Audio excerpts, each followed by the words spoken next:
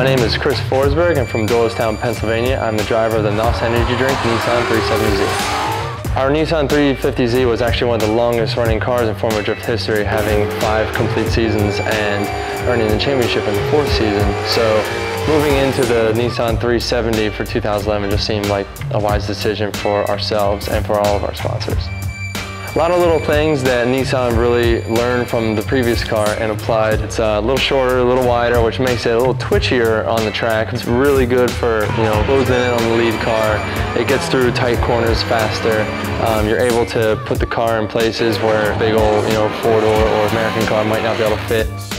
My name is Kevin Wells, crew chief for the Chris Forsberg Racing NOS Energy Drink 370Z. This car we did things a little bit differently than other people. We're not running a fuel cell due to it being a hatchback and having to build a different box. So we half-tanked the stock tank, basically filled it with foam, and in that empty space left over is where we run our electric power steering pump, because there's not really room in the engine bay. So electric power steering and everything are underneath with a Weldon fuel pump. Just keeps everything simple and clean. Well, this one is much simpler, I guess, because we've had the old car apart at least every off-season. We're taking it apart all the way down to the shell. So this car going together, we knew a lot of places that we could improve on. This VK56 Nissan V8 engine was actually built by Nissan Motorsports for the Core Truck program. This spec engine features Nissan Motorsports individual throttle bodies and high compression pistons.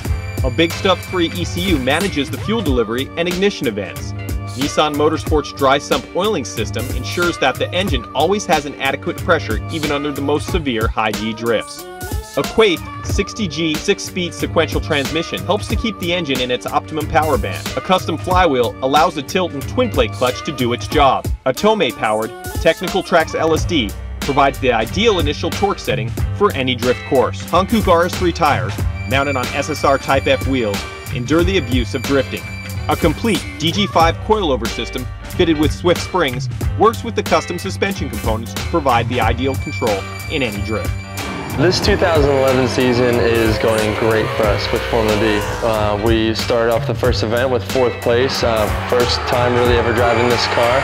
But we got 4th in Atlanta, then we got 4th in Florida. New Jersey we crashed, did some damage to the vehicle, had to go to the frame shop and get some stuff done. In Seattle we had a little incident during a downshift where we turned the car off. As we were coming into one of the final corners of Seattle, I ripped the handbrake as I was behind Daijiro, and as I dropped and let go to punch the sequential shifter down to 2nd, my hand actually went right over the shifter and I managed to hit my ignition switch and turn the car off. First time that's ever happened, and the last. We moved the switch panel from the center console up to a roll bar style mount, so it's very much out of the way now. Right now we're actually somehow in 3rd for the championship. So for being a brand new car, I'm super excited. It's actually really good working with Chris. He trusts me in stuff, so he'll just tell me, cars feels like it's doing this, and I can just make changes and we'll go, and it's just real quick and smooth. Kevin has a certain system in which he doesn't tell me exactly what is on the car as far as numbers, spring rates, shock settings, even tire pressures. And the way we do it is I just drive totally by feel, since that's pretty much what drifting is at all times. Instead of me telling him what to do, I tell him how the car feels and he reacts appropriately.